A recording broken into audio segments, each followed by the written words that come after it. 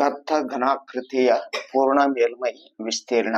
ದತ್ತ ಘನಾಕೃತಿ ಕೊಟ್ಟಿದ್ದು pi r ಒಂದೆದ್ದು pi r bracket 2r plus l pi r square plus pi r l C 2 pi r square plus pi r h 2 pi r bracket of r plus l ಅಂತ.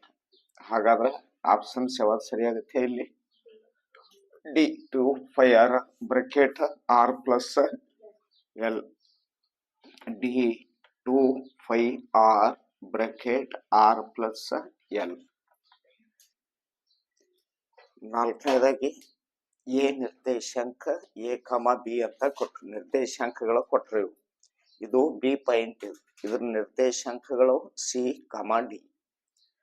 ಬಿಂದುಗಳನ್ನು ಸೇರಿಸುವ ರೇಖಾಖಂಡದ ಮಧ್ಯ ಬಿಂದುವಿನ ನಿರ್ದೇಶಾಂಕಗಳು ಅಂದ್ರ ಮಧ್ಯ ಬಿಂದು ಕಂಡುಹಿಡಿಯುವ ಸೂತ್ರ. ಈ ಪಾಯಿಂಟ್ಗಳು ತಗೋಬೇಕು.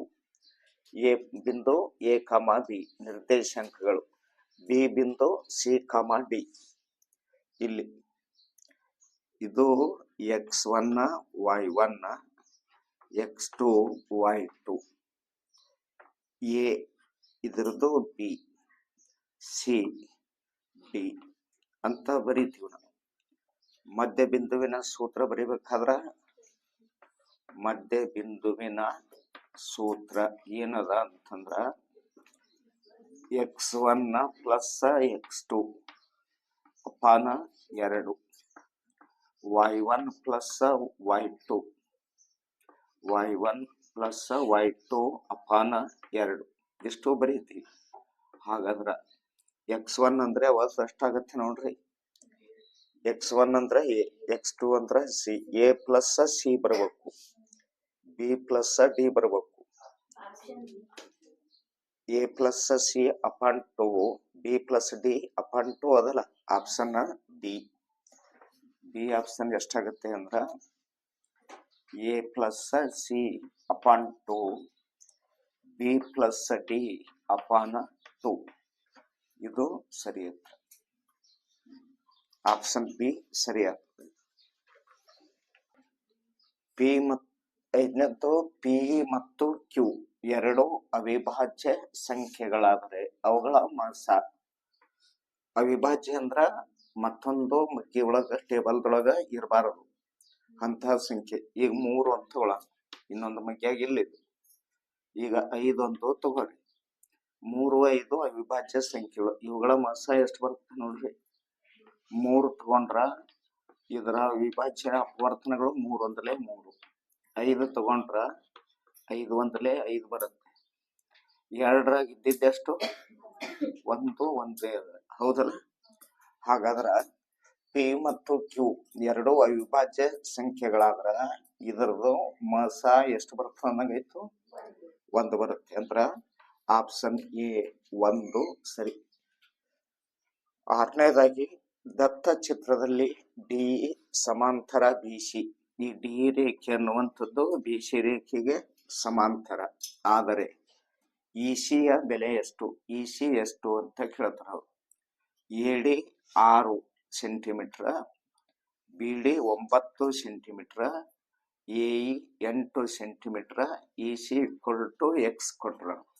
ಎಕ್ಸ್ ಬೆಲೆ ಕಂಡಿದ್ರ ನಮಗ ಇಸಿ ಬೆಲೆ ಸಿಗುತ್ತೆ. ಹಾಗಂದ್ರ ಮೂಲ ಸಮಾನುಪಾತತೆಯ ಪ್ರಮೇಯ ಪ್ರಕಾರ ಎಡಿ ಅಪಾನ ಬಿಡಿ ಅಂತ ತಗೊಳ. ಎಡಿ ಅಪಾನ ಬಿಡಿ ಈಕ್ವಲ್ ಟು ಇವಾಗ ಎಇ ಅಪಾನ ಸಿಇ. ಎಇ ಅಪಾನ ಸಿಇ.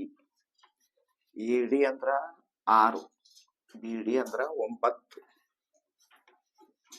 ಈಕ್ವಲ್ ಟು ಎಇ ಅಂದ್ರ 8, ಇಸಿ ಅಂದ್ರ ಎಕ್ಸ್ ಅಂತ ಕೊಟ್ರ. ಕಡತ್ ಹೋತಾವಲ್ಲಿ 3 2 3 9, ಹೌದಿಲ್ಲ? ಇದು ಗುಣಿಸ್ಬೇಕು, ಇದು ಗುಣಿಸೋದು. 2 ಇಂಟು ಎಕ್ಸ್ 2x ಓರೆ ಗುಣಾಕಾರ ಆಗತ್ತೆ. 8 3 ಎಷ್ಟು? 24. ಎಕ್ಸ್ ಬೆಲೆ ಬೇಕು. 24ಕ್ಕ ಎಷ್ಟರಿಂದ ಭಾಗಿಸ್ಬೇಕು? 2ರಿಂದ ಭಾಗಿಸ್ಬೇಕು. 2 12 ಹಾಗಾದ್ರೆ ಎಕ್ಸ್ ಬೆಲೆ ಎಷ್ಟಾಗುತ್ತೆ? 12 ಅಂತ. ಆಪ್ಷನ್ ಯಾವತ್ತು ಸರಿ ಆಗ್ತದೆ ನೋಡ್ರಿ. ಆಪ್ಷನ್ ಡಿ ಸರಿ. ಸೈನ್ 60 ಡಿಗ್ರಿ ಅಂತ ಕೊಟ್ರು ಅವ್ರು. ಸೈನ್ 60 ಡಿಗ್ರಿ ಇದು 0 ಆಗುತ್ತೆ. ಇದು 30 ಡಿಗ್ರಿ ಆಯ್ತು. ಇದು ಬಟ್ಟ 45 ಆಗುತ್ತೆ. ಇದು 60 ಡಿಗ್ರಿ. ಇದೊಂದು ಬಟ್ಟು ಮಾಡಿಸ್ಬೇಕು. ನಿಯಮ ಏನದ? ರೂಟ್ ಆಫ್ ಬಿಲೋ ಫಿಂಗರ್ ಅಂತ ಬರುತ್ತೆ. ಅಂದ್ರ ರೂಟ್ ಒಳಗಡೆ ಕೆಳಗಿನ ಬೆರಳುಗಳ ಸಂಖ್ಯೆ ಎಷ್ಟದಾವ ಇಲ್ಲಿ? 1 2 3. ರೂಟ್ 3 ಅಪಾನ್ ಎಷ್ಟು? ಸೂತ್ರದಲ್ಲಿ root 2. Root below finger by 2 ಅಂತ ಬರುತ್ತೆ. ರೂಟ್ ಬೆರಳುಗಳ ಸಂಖ್ಯೆ 3. ರೂಟ್ 3 ಅಪಾನ 2. ಆಪ್ಷನ್ ಯಾವ್ದಾಗುತ್ತೆ ಇಲ್ಲಿ? ಬಿ ಆಯ್ತು. ರೂಟ್ 3 ಅಪಾನ 2. ಬಿ ಆಪ್ಷನ್ಸ್ ಸರಿ. ಅಧಿಕ 5 3 9 7 ಎಷ್ಟು ಸಂಖ್ಯೆವು? 1 2 3 4 5. 5 7 3 10 19 5 24 1 8 32. ಅದಕ್ಕೆ 5ರಿಂದ ಭಾಗಿಸ್ಬೇಕು. 5 ಸಂಖ್ಯೆದ ಅಂದ್ರೆ 5ರಿಂದ. 5 6 30. 2 ಉಳಿತು. 5 4 20. 6.4 ಆಗುತ್ತೆ. ಆಪ್ಷನ್ ಯಾವ್ದಾಗ್ತದಲ್ಲಿ? ಎ. ಹೊಂದಿರುವ 9ನೇದ್ದು ಪ್ರಶ್ನೆ ನಂಬರ್ 2ರಲ್ಲಿ ಕೆಳಗಿನ ಪ್ರಶ್ನೆಗಳಿಗೆ ಉತ್ತರಿಸಿ ಅಂತ ಕೊಡ್ತಾರ ಅವರು. ಚರಾಕ್ಷರ ಎಕ್ಸ್ ಹೊಂದಿರುವ ವರ್ಗ ಬಹುಪದೋಕ್ತಿಯ ಆದರ್ಶ ರೂಪ ಬರೆಯಿರಿ ಅಂತ ಹೇಳ್ತಾರ. ವರ್ಗ ಬಹುಪದೋಕ್ತಿಯ ಆದರ್ಶ ರೂಪ. ವರ್ಗ ಬಹುಪದೋಕ್ತಿಯ ಆದರ್ಶ ರೂಪ ಎಷ್ಟಾಗತ್ತೆ? ax² plus bx plus C. ಇಷ್ಟು ಬರಿಬೇಕು. ax² plus bx plus C. ಇದು ವರ್ಗ ಬಹುಪದೋಕ್ತಿ. ಚಿತ್ರವನ್ನು ಗಮನಿಸಿ ಇದನ್ನ ನೋಡ್ಬೇಕು. ಕಂಸ ಇಲ್ಲಿದಿಂದ ಇಲ್ಲಿ ತನ ಎಲ್ಲ ಕೊಟ್ರ ಅವರು. ಎಲ್ಲನ್ನ ಉದ್ದ ಕಂಡು ಹಿಡಿಯಲು ಬಳಸುವ ಸೂತ್ರ. ಕಂಸ ಕಂಡು ಹಿಡಿಬೇಕಾದ್ರ ಬಳಸ್ತಕ್ಕಂತ ಸೂತ್ರ ಯಾವ್ದದ? ಕಂಸದ ಉದ್ದ ಅಂತ ಬರೋದು ಥೀಟಾ ಬೈ 360 2 πr. ಇಷ್ಟು ಸೂತ್ರನ ಬಳಸ್ತೀವಿ ನಾವು. ಕಂಸದ ಎಲ್ಲದ ಉದ್ದ ಕಂಡು ಹಿಡಿಬೇಕಾದ್ರ ಥೀಟಾ ಬೈ 360 2 πr. ಇದು ಕಂಸದ ಉದ್ದ ಕಂಡು ಹಿಡಿಯುವ ಸೂತ್ರ. ಇದು ಇನ್ನ ಇದನ್ನು ನೀವು ಹಿಂಗ ಬರಿಬಹುದು. ಎಲ್ ಅಂತ ಕೊಟ್ರೆ ಇಲ್ಲಿ ಕಂಸದ ಉದ್ದ ಎಲ್ ಕೊಟ್ರೆ l equal to theta by 360 2 πr. ಹಿಂಗನು ಬರಿಬಹುದು. 4 ಗೋಳದ ಘನಫಲ ಈಕ್ವಲ್ ಟು 4/3 πr ಕ್ಯೂಬ್. 12.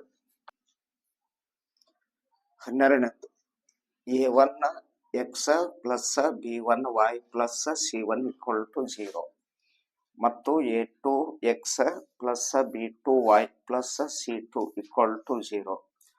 ಈ ರೇಖಾತ್ಮಕ ಸಮೀಕರಣಗಳ ಜೋಡಿಗಳು ಅಸ್ಥಿರ ಅಂತ ಕೊಟ್ಟಾನ.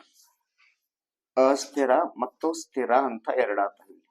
ಅಸ್ಥಿರವಾಗಿದ್ದರೆ ಈಗ ಕೊಟ್ಟಿದ್ದು ಅಸ್ಥಿರವಾಗಿದ್ದರೆ ಅವು ಎಷ್ಟು ಪರಿಹಾರಗಳನ್ನು ಹೊಂದಿರುತ್ತವೆ?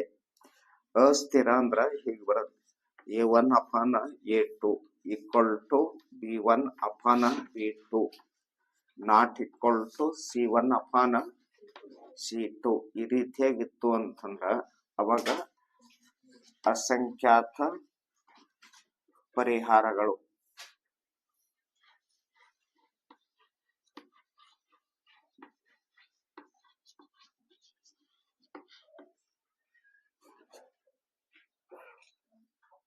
ಇಲ್ಲಿ ಪಕ್ಕದ ಚಿತ್ರದಲ್ಲಿ ಅಂತ ಇದರಲ್ಲಿ ಯಾವ ಸಮರೂಪತೆಯ